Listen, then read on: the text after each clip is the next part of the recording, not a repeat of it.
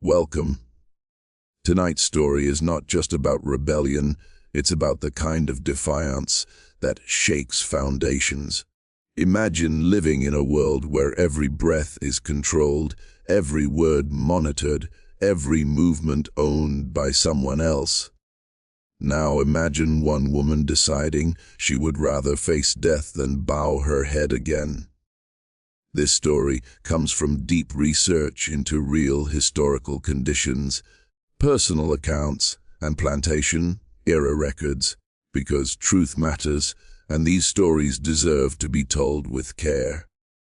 Before we begin, tell me in the comments where you're watching from, and if you value powerful true stories uncovered through serious research, make sure you subscribe and turn on notifications so you don't miss what comes next. They said she was stubborn from the start. On the plantation, obedience meant survival, but something in her refused to bend. The master believed fear was enough to control anyone. He had ruled over hundreds with intimidation, punishment, and silence. But she was different. The day she openly defied him, the air itself felt charged, as if the land was listening. It started with a single no, not shouted, not whispered, just steady. Witnesses later claimed the master's face turned pale before rage overtook him. Public punishment was meant to break her spirit and warn the others. Instead, it planted something dangerous: hope. The enslaved watched carefully. For the first time, someone had resisted without trembling. Strange things began happening after that day. Workers slowed their pace. Tools went missing. Livestock escaped enclosures at night. Fires sparked mysteriously in storage sheds. The master blamed sabotage. He tightened control, more patrols, harsher discipline. But control was already slipping through his fingers like sand. Whispers traveled faster than orders. Her courage spread in silence. She endured punishment without apology. That frightened him more than anger ever could. Power depends on fear, and fear was fading. The plantation's productivity dropped. Profits suffered. Investors questioned management. Rumors spread to neighboring lands that something was wrong. Then came the storm. Some said it was coincidence. Others believed it was something else. Crops were flattened. Structures weakened. Debt mounted. Workers began fleeing in the chaos. And in the middle of it all, she stood unbroken. The master's authority, once absolute, looked fragile. Within months, the plantation was drowning in loss. Legal troubles followed. Financial collapse wasn't far behind. The land that once symbolized control became a reminder of resistance. And though history rarely recorded her full name, her defiance echoed louder than any whip ever could. They tried to control her. They tried to silence her. But what happened next didn't just change her fate. It destroyed everything they thought was permanent. Life on the plantation operated under a system designed to erase individuality and replace it with obedience. From before sunrise until long after dark, every movement was dictated by bells, overseers, and the looming presence of the master.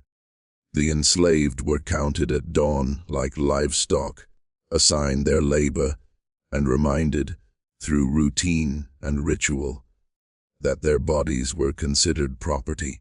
Even the smallest act, like pausing to rest or speaking without permission, could invite punishment. Control was not occasional, it was constant, woven into the rhythm of the day. Housing was deliberately positioned to reinforce surveillance. Cabins were cramped and exposed, often placed where overseers could observe comings and goings. Privacy did not exist. Families could be separated at the master's whim, and that threat alone kept many in a state of quiet terror. The knowledge that a child's spouse or parent could be sold at any moment created a psychological cage as powerful as physical chains. Fear wasn't just about pain. It was about loss. Food rations were measured carefully, not to nourish but to sustain labor. Clothing was minimal, often reused and poorly fitted, reinforcing a sense of dispossession. Medical care was limited and often conditional on productivity. If someone fell ill and could not work, their value diminished in the eyes of those in power. Survival depended not only on endurance, but on appearing useful. The system rewarded compliance and punished perceived weakness. Punishment was public by design. Whippings, restraints, and humiliation were carried out where others could witness them. The message was clear: resistance would be met with suffering. These displays were psychological theater meant to reinforce hierarchy. The master's authority was not only physical but symbolic. He needed to be seen as untouchable, unquestionable, absolute. Religion and language were also controlled. Gatherings were monitored, sermons shaped to encourage obedience, and communication between plantations restricted whenever possible. Literacy was often forbidden because knowledge meant awareness, and awareness threatened control. Even songs sung in the fields were listened to carefully, as coded messages sometimes hid within their melodies. Silence, in many ways, was enforced more strictly than speech. The overseer acted as the master's extension, ensuring discipline in his absence. Armed patrols monitored boundaries, preventing escape and discouraging outside contact. Night brought little comfort. The fear of sudden inspection or unexpected punishment lingered. For many, sleep came lightly, if at all. The plantation was not merely a workplace, it was an enclosed world structured to suppress hope. Under such conditions, obedience became a survival strategy. Many learned to mask their thoughts, to appear compliant while guarding their inner selves. But beneath that forced submission, resentment quietly grew. The system relied on the belief that control was permanent, that fear would always win. And it was within this tightly wound atmosphere of dominance and suppression that one woman's refusal would later feel like an earthquake. Fear was the foundation upon which the plantation's authority was built. It was not simply a reaction to punishment, it was a carefully cultivated environment designed to make resistance feel impossible. The master understood that controlling the mind was far more effective than controlling the body alone. When a person believes they have no options, no protection, and no voice, obedience becomes automatic. Fear turned human beings into silent survivors, constantly calculating risk. This psychological control began with unpredictability. Punishments were not always tied to clear offenses. Sometimes they were exaggerated, sometimes arbitrary. That uncertainty kept everyone on edge. When rules seem unstable, people become hyper-aware, policing their own behavior in anticipation of consequences. The enslaved were forced into a state of constant vigilance, knowing that even perceived disrespect could provoke violence. It was not just pain they feared, it was the randomness of it. Public discipline amplified that fear. Watching someone else suffer left an imprint deeper than personal experience. The sight, the sound, the helplessness of witnessing brutality served as a warning: this could be you. The master did not need to punish everyone. He needed to punish enough people to make examples. Fear spread faster than force, traveling through whispers and memories long after wounds healed. Another layer of control came through isolation. Dividing families, limiting communication, and fostering distrust prevented unity. If people cannot organize or share plans safely, resistance struggles to form. Suspicion was often encouraged, making individuals afraid to speak openly even to those they trusted. Fear of betrayal became another invisible chain. The master's power thrived when the enslaved felt alone, even while surrounded by others. Hope itself was treated as a threat. Any sign of confidence or pride could be interpreted as defiance. By diminishing self-worth and constantly reinforcing the idea of ownership, the system aimed to convince individuals that resistance was futile. Over time, repeated exposure to fear can reshape a person's sense of possibility. It can make survival feel like the only achievable goal, shrinking dreams down to basic endurance. Yet fear is not limitless. When pushed too far, it can transform into anger or resolve.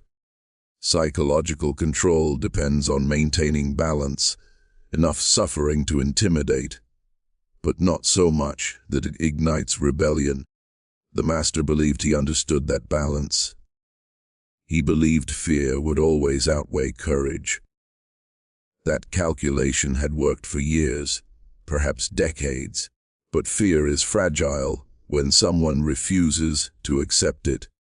The moment a single person demonstrates that punishment does not equal surrender, the psychological structure begins to crack. Authority built on intimidation relies on universal compliance. If even one individual stands steady under pressure, others begin to question whether fear truly holds the final word. And once doubt enters the system, control is no longer absolute. The moment of public defiance did not arrive with warning drums or raised voices. It unfolded in the middle of an ordinary workday, under a sun that bore down on tired backs and blistered hands. The fields moved in their usual rhythm, rows tended, tools striking soil, overseers pacing with calculated authority. Nothing in the air suggested history was about to shift. And yet, in a single exchange, something irreversible began. The master had approached with irritation already simmering. Productivity had slowed, and he demanded answers. His voice carried across the rows, sharp and performative, meant not just for her, but for everyone within earshot. He accused her of laziness, of insolence, of forgetting her place. The expectation was simple: lower your eyes, apologize, resume work. That script had played out countless times before. It was predictable, rehearsed, effective. But she did not lower her gaze. When she answered, her voice was steady, not loud, not trembling, simply firm. She rejected the accusation. She refused the humiliation. Witnesses would later describe the silence that followed as heavier than any shout. It was not just what she said. It was how she said it. There was no visible fear in her posture, no rushed apology. In that stillness, the entire structure of authority seemed to hesitate. The master's reaction was immediate and explosive. Rage, sharpened by disbelief, flooded his expression. Defiance in private could sometimes be managed quietly, but this had happened in the open, before workers whose obedience depended on witnessing dominance. To preserve his image, he escalated. Orders were barked. Punishment was arranged publicly, transforming discipline into spectacle. He intended to crush not only her resistance, but the memory of it. Yet something unexpected occurred during that display. She endured without begging. She did not plead for forgiveness. She did not verbally retract her words. The physical pain was visible, but submission was not. For the first time, those watching saw a separation between suffering and surrender. The system had always linked the two together. That day they were no longer inseparable. Whispers began before sunset. Not open discussion, just exchanged glances, longer eye contact, a subtle shift in posture. The master believed he had restored order. From his perspective, authority had been reaffirmed. But beneath the surface, perception had changed. If she could stand firm, even briefly, then perhaps fear was not invincible. That public moment did more than challenge one man's authority. It disrupted a psychological contract that had governed the plantation for years. Power had relied on the assumption that no one would openly resist. The instant that assumption proved false, even for a heartbeat, the foundation trembled. And though the fields returned to motion by evening, nothing moved quite the same way again. The punishment was arranged with deliberate visibility. It was not carried out in private or behind closed doors. It was staged in the open yard where everyone could see. The master understood that discipline, to be effective, had to function as a warning. The goal was not only to cause pain, but to re-establish dominance in the eyes of the entire plantation. Every detail, the timing, the gathering of witnesses, the commanding tone, was meant to reinforce hierarchy. Workers were ordered to pause their tasks and stand nearby. Some were forced to move closer. The silence that settled over the yard was heavy and unnatural. No one spoke. No one dared to look directly for too long. The master's voice cut through the stillness as he repeated the accusation of defiance, framing the punishment as necessary correction. It was important, in his mind, to justify the act as discipline rather than cruelty. The physical suffering was real and unmistakable. Yet what shocked many observers was not the violence itself. They had seen that before, but her response to it. She did not cry out in apology. She did not beg for mercy. Her silence was not empty, it was resolute. Pain twisted across her face, but her posture did not collapse into submission. The master expected visible regret. Instead, he saw endurance. That endurance unsettled the atmosphere. The spectacle was designed to shrink her in the eyes of others, to turn her into a cautionary tale. But the absence of surrender complicated the message. If punishment failed to produce public remorse, its power weakened. The workers watching were meant to internalize fear. Instead, some internalized something else, an awareness that resistance did not automatically erase dignity. The master sensed this shift, even if he could not fully name it. His commands grew sharper. The display stretched longer than necessary, as though repetition could force the outcome he desired. Authority must appear absolute. Hesitation invites doubt. Yet the more he pressed, the more obvious it became that control required constant reinforcement. It was not as effortless as he wished others to believe. When the punishment ended, she was ordered back to work. The expectation was humiliation. But as she returned to the field, something subtle changed in the way others regarded her. There was no applause, no open acknowledgement. Only a quiet recognition passed between them. She had suffered, yes, but she had not yielded. The master believed the demonstration had sealed the lesson. In truth, it had planted a seed. Public punishment was meant to intimidate, to freeze courage before it could spread. Instead, it offered proof that fear did not always conquer resolve.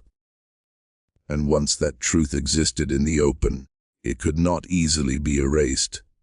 The change did not arrive with speeches or open declarations. It moved quietly, almost invisibly, through the plantation. After the public punishment, conversations did not erupt in rebellion, but something subtle shifted in the way people looked at one another. Eye contact lasted a second longer. Silence felt less heavy. The memory of her standing firm lingered in the air like a secret no one dared to say aloud. Courage, in that environment, could not travel openly. It moved through whispers at the water well, through murmured exchanges in the dim light of the cabins at night. Someone would repeat what they had seen, how she did not beg, how her voice did not break. Each retelling strengthened the story. It became less about the punishment and more about the refusal to surrender. In a place where hope was rationed, even a small example could feel revolutionary. Small acts began to follow. A tool misplaced here. A task completed just slowly enough to disrupt expectation. Nothing dramatic enough to invite immediate suspicion, but enough to suggest a growing undercurrent. These gestures were not random, they were quiet signals. They said we saw. We remember. We are not as afraid as before. Courage was no longer isolated in one person, it was diffusing outward. The master noticed productivity slipping, but struggled to identify a cause. From his perspective, discipline had been enforced. Order should have been restored. Yet there was a subtle resistance in the rhythm of the work. It was not open defiance. It was controlled, calculated, patient. The enslaved had learned survival through caution, and now that caution shaped their quiet solidarity. At night, in cramped cabins, the story continued to circulate. Parents told older children what had happened, carefully choosing words. Not to incite recklessness, but to preserve dignity. For many, it was the first time they had witnessed authority, directly challenged, without immediate emotional collapse. The idea that fear could be endured rather than obeyed began to take root in young minds. What made the spread so powerful was its invisibility. There were no written plans, no formal leaders. It was emotional alignment, a shared understanding that something had changed. The plantation still functioned on the surface, but beneath it lay a growing awareness that control was not absolute. Courage, once demonstrated, does not vanish. It becomes reference. It becomes possibility. And so the silent spread continued, steady and patient. The master believed he had extinguished defiance with punishment. Instead, he had broadcast it. The more he tried to tighten his grip, the more evident it became that authority built on fear required constant maintenance. What he could not see was that the most dangerous revolutions do not begin with noise, they begin with a shift in belief. At first, the changes were almost too small to measure. A wagon wheel loosened at an inconvenient moment. A shipment counted twice because the numbers never seemed to align. A section of fencing left just weak enough for livestock to wander. None of it dramatic. None of it easily traced to a single person. But together, these incidents formed a pattern, one that suggested coordination rather than coincidence. What made this early resistance different was its discipline. There were no loud confrontations, no reckless gestures that could invite mass punishment. Instead, actions were timed carefully, spaced out, subtle. Those involved understood the stakes. Open rebellion could mean deadly retaliation. So they chose patience. They disrupted efficiency rather than declaring war. They targeted the plantation's dependence on order. Communication adapted to survive. Messages traveled through coded language in songs, through pauses in conversation that carried meaning only insiders recognized. A simple nod, a particular phrase repeated at dusk, a sharebold look across the field, these became signals. Organization did not require written plans. It required trust. And trust, forged under shared suffering, was growing stronger. The master responded by tightening oversight. More inspections, harsher deadlines, increased patrols at night. Yet the more pressure he applied, the more visible the cracks became. Workers complied outwardly but adjusted quietly. Tools were maintained just well enough to avoid suspicion, yet failed at critical moments. Supplies were handled with care, except when they weren't. Efficiency, once predictable, became fragile. What unsettled the master most was the absence of a clear leader. He searched for someone to blame, someone to isolate and punish publicly, but the resistance had no single face. It was collective, diffused, impossible to pin down. That invisibility made it powerful. Authority functions best when opposition is obvious. Here, it was embedded within routine. Economic consequences followed. Yields declined slightly at first, then more noticeably. Delivery schedules faltered. Investors questioned management decisions. The plantation's reputation began to waver among neighboring estates. From the outside, it appeared as misfortune or mismanagement. Only those within understood that it was something intentional, a quiet recalibration of power. What had begun as one woman's act of defiance was evolving into structured resistance. Still cautious, still hidden, but increasingly coordinated. The plantation's control depended on predictability, on the assumption that fear guaranteed compliance. Now unpredictability belonged to the workers, and once organization replaces isolation, authority must confront a truth it fears most: control is not as secure as it once believed. The decline did not happen overnight. At first, it appeared as minor fluctuations, slightly smaller harvest totals, shipments delayed by a day or two, accounts that no longer balanced as neatly as before. The master dismissed these as seasonal setbacks or worker fatigue. Plantations were complex operations after all, and minor inefficiencies were not uncommon. But what he failed to recognize was that these losses were becoming consistent. Fields that once produced reliable yields began underperforming. Crops were planted a little later than scheduled.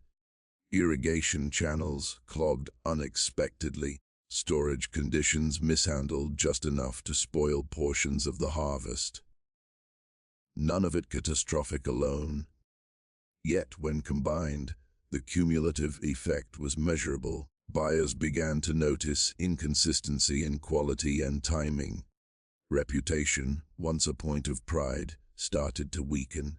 Financial strain followed closely behind agricultural decline. Creditors expected steady returns.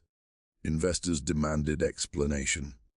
The master, accustomed to control, found himself offering excuses instead of assurances. He blamed weather patterns, market instability, even outside interference. What he could not admit, even to himself, was that the foundation of his productivity had shifted. Labor compliance was no longer automatic. The increased pressure he applied only accelerated the downturn. Harsher oversight drained morale further. Exhaustion replaced routine endurance. When workers are pushed beyond capacity, efficiency suffers. Tools broke more frequently. Repairs took longer.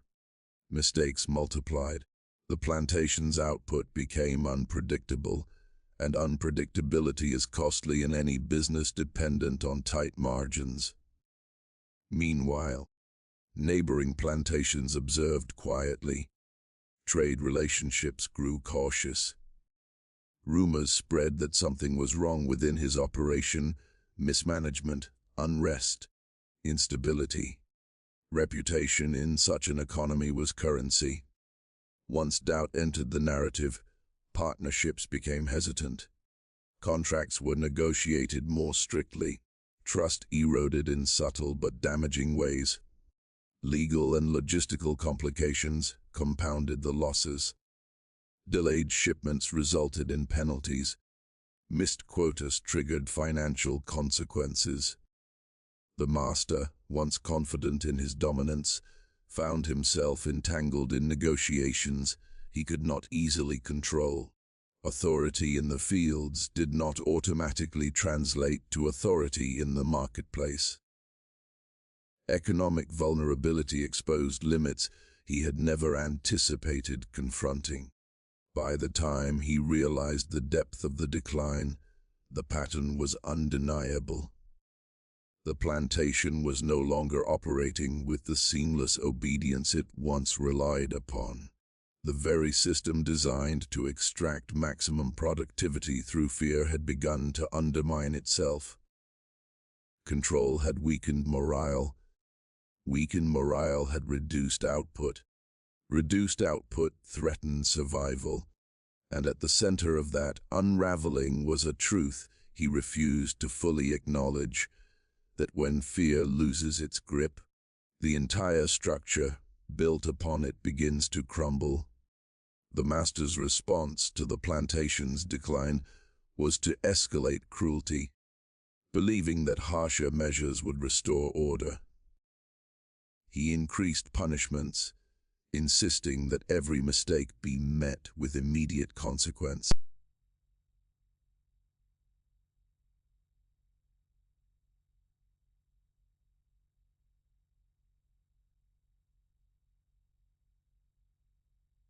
The logic was simple in his mind. If fear had maintained compliance before, more fear should regain it. What he did not understand was that fear had already lost some of its power.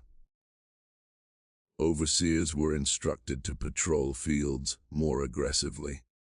They were told to monitor every movement, record every error, and report infractions without exception. Sleep schedules were disrupted by surprise inspections, and minor missteps were amplified into major offenses. This constant pressure was intended to remind the workers of their dependence, but it produced a different effect. Tension built, resentment simmered, and morale declined further. The tighter he squeezed, the more visible the resistance became, hidden in plain sight. Physical punishment became more theatrical, designed not only to inflict pain, but to send a message across the plantation. Yet with each display, the intended intimidation weakened. Observers began to notice her composure during these events. Instead of fear, they glimpsed endurance, even defiance.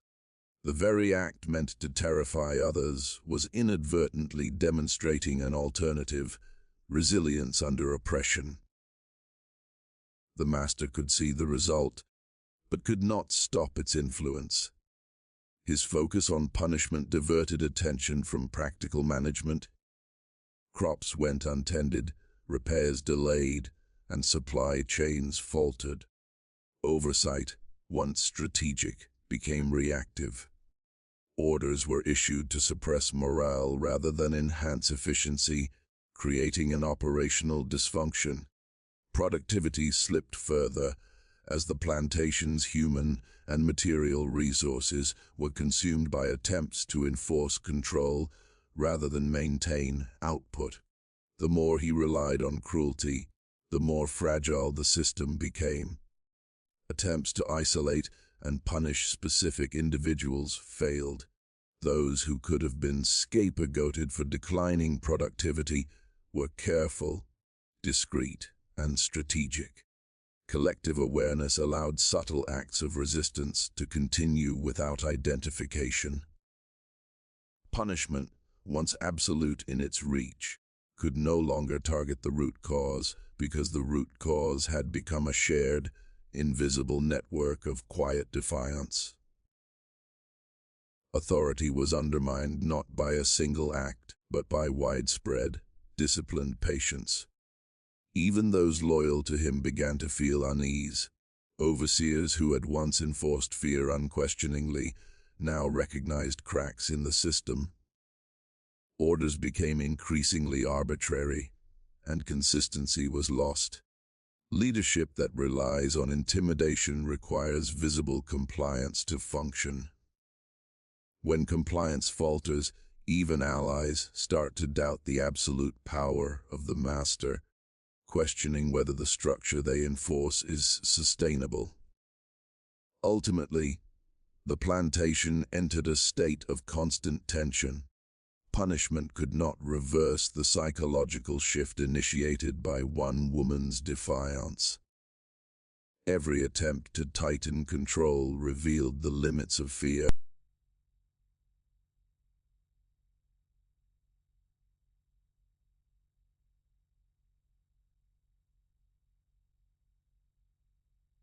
Accelerated the unraveling of the system he believed was unshakable. In trying to enforce obedience, he demonstrated that fear alone could no longer hold the plantation together. Even under relentless oppression, a sense of community quietly persisted among the enslaved, and it became increasingly significant as the plantation's power structure weakened. Bonds of trust, formed through shared hardship, offered subtle opportunities for solidarity. People watched over one another during labor, exchanged discreet signals of encouragement, and shared small acts of kindness that seemed insignificant to outsiders but carried immense meaning within the group. In a system built on isolation, these connections became lifelines. Families, though often separated, maintained emotional ties through clandestine communication. Parents passed stories and warnings to children, elders shared knowledge of survival strategies, and small networks of mutual support developed among cabin clusters. These relationships were essential not only for emotional resilience, but also for practical coordination of workarounds and quiet resistance. Community solidarity became a quiet backbone of survival, strengthening the sense that they were not entirely powerless. Even during moments of punishment or intimidation, solidarity showed itself. Those who witnessed brutality sometimes communicated their empathy through small gestures, protective glances, shared nods, or subtle adjustments in routine to shield one another. These acts of cohesion sent silent messages: we are together, we remember, we endure. In a society designed to suppress agency, solidarity became a form of quiet rebellion in itself. Stories of courage spread primarily through word of mouth. Tales of defiance, like the moment she stood firm, were shared carefully in private, often in the evenings when overseers were absent. The narrative was both a warning and a source of inspiration. Workers who had previously believed that resistance was impossible began to understand that courage could survive, even flourish, within the community. Solidarity transformed individual bravery into a collective mindset. Trust was essential but fragile. The ever-present threat of betrayal, forced labor spies, and informers meant that communication had to be subtle. Signals were coded, instructions indirect, and plans executed with discretion. The community learned to balance secrecy with the need to support one another. Each successful act of coordinated action reinforced confidence in the network, and the sense of shared purpose grew stronger. Work itself became a conduit for solidarity. Tasks were performed with careful attention, yet opportunities arose to subtly disrupt the master's expectations without drawing immediate attention. When errors occurred, they were often coordinated and intentional, an act of collective defiance disguised as misfortune or human mistake. The plantation's very operations became a theater where community cohesion subtly undermined control while preserving safety. Ultimately, this solidarity created an invisible force that the master could neither fully see nor suppress. The network of mutual support allowed courage to spread, resistance to endure, and hope to persist despite constant intimidation. Where fear had once been the master's ultimate weapon, community became the counterbalance, a reminder that even in the darkest conditions, humans are capable of connection, resilience, and quiet power. Mysterious accidents began to ripple across the plantation, small at first, but increasingly disruptive, and their timing was too precise to be dismissed as mere chance. Tools vanished when they were most needed, and equipment broke under suspicious circumstances. Livestock wandered into fields they were not meant to enter. Fences were left unsecured, and storage supplies were misplaced or spoiled. Each incident seemed minor individually, but together they created an atmosphere of unease. The master, relying on rigid order, could not account for these disruptions. Some believed these accidents were supernatural, a curse or the land itself responding to injustice, while others understood them as deliberate acts of subtle sabotage. Quietly, those within the enslaved community were learning to coordinate, to manipulate circumstances without openly challenging authority. The line between accident and intention blurred, giving them a powerful tool: disruption without detection. Even the smallest mistake could become a strategic message, demonstrating that control was never absolute. The master attempted to identify culprits, but each investigation yielded nothing. Punishment was applied haphazardly, often to the wrong individuals, increasing fear, but also frustration. The more he tried to enforce accountability, the more chaos seemed to multiply. Workers adapted, learning how to appear compliant while still influencing outcomes in ways that weakened efficiency. In this tension between visibility and concealment, resistance became a quiet art form. By interfering subtly with everyday operations, the enslaved began to assert control over their environment in ways that the master could not predict. Crops were planted or watered in slightly altered patterns, tools misplaced strategically, and livestock guided to safe spots or away from certain areas. Each act demonstrated knowledge, skill, and cleverness. It showed that authority alone could not command expertise or intelligence, and that people, even under oppression, could exercise agency in ways that disrupted the master's expectations. The cumulative effect of these subtle acts was profound.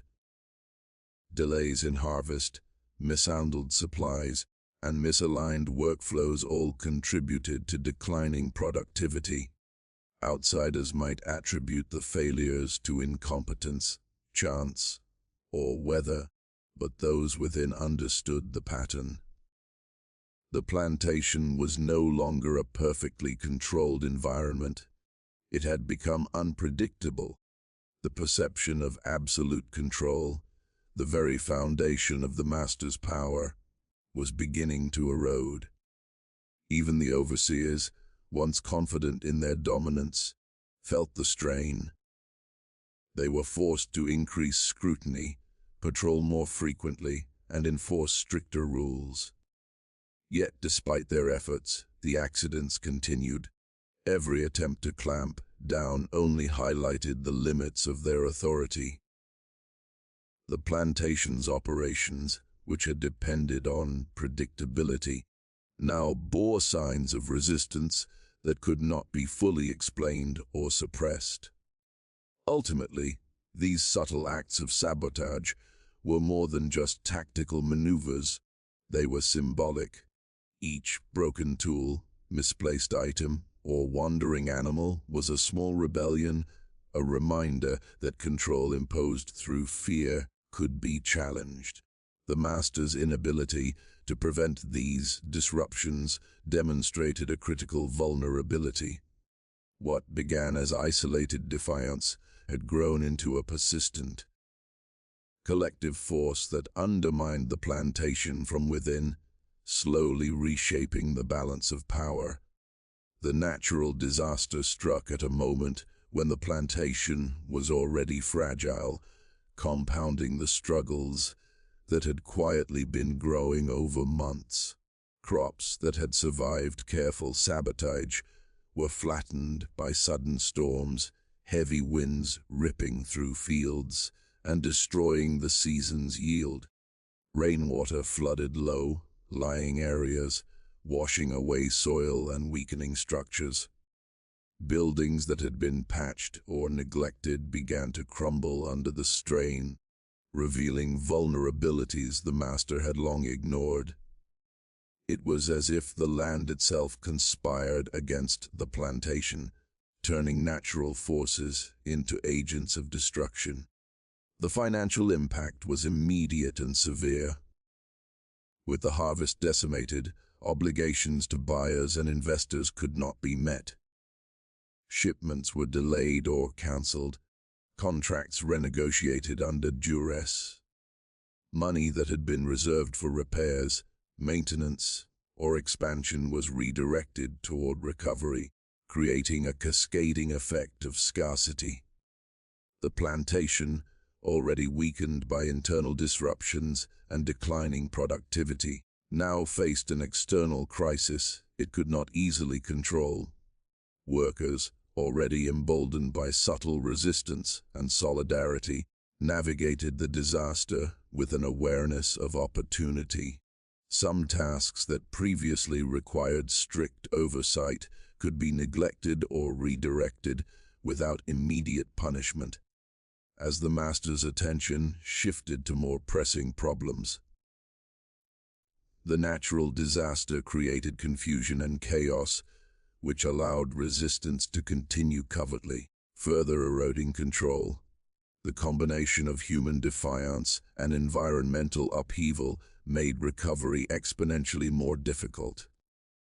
The master, attempting to reassert authority, imposed stricter labor demands to compensate for lost productivity. But the efforts were largely ineffective. Exhaustion and demoralization spread among the workers, reducing efficiency even further. Oversight was stretched thin, and even loyal overseers could not manage the growing list of crises. Control, already strained by psychological defiance and subtle sabotage, was now overwhelmed by forces beyond human command. Financial collapse began to loom as the costs of repairing damages mounted. Debts that had seemed manageable before the disaster spiraled, and creditors demanded accountability. Land that had once been a source of wealth and status became a liability, its maintenance costing more than it could produce. Legal disputes arose over contracts and losses, further entangling the master in obligations he could not satisfy.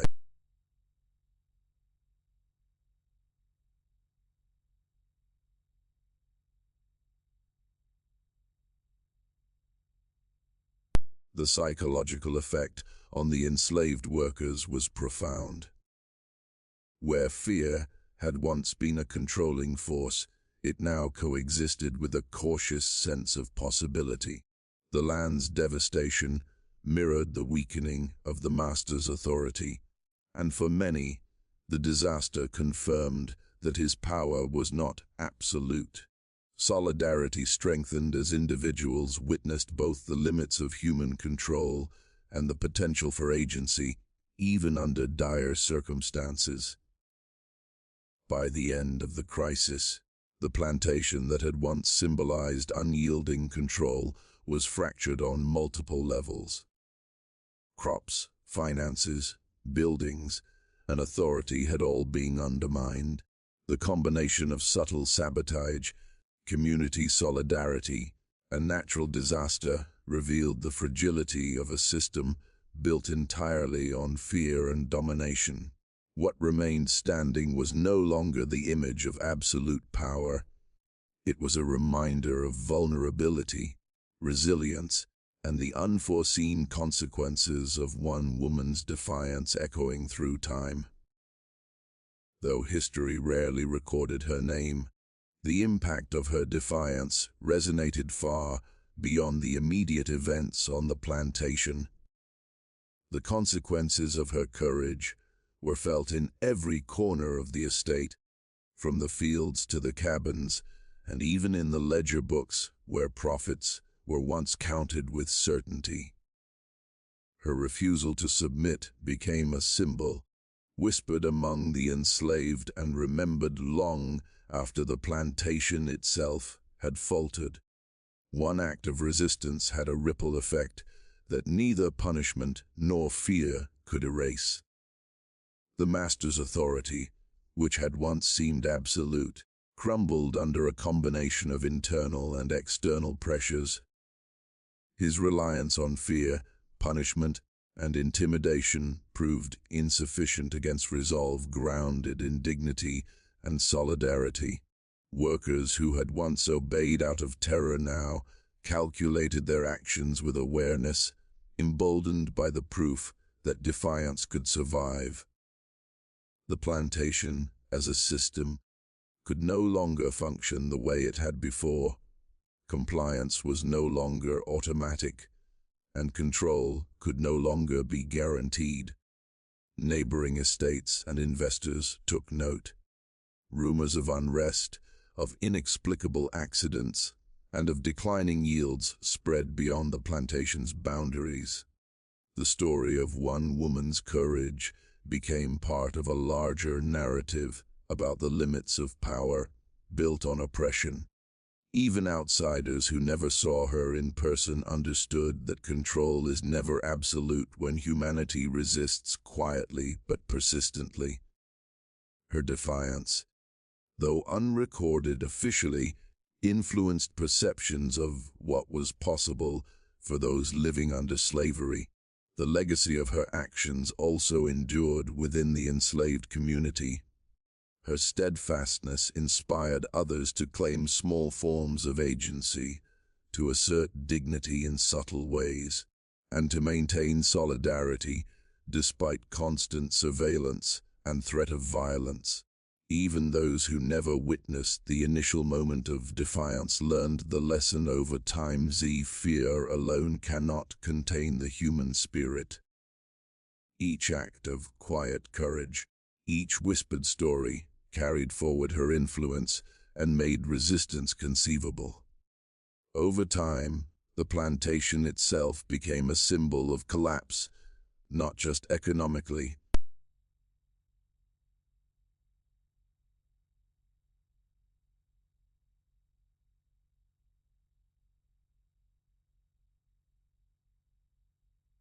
The estate could not recover from the combined effects of defiance, subtle sabotage, natural disasters, and the weakening of fear as a tool of control.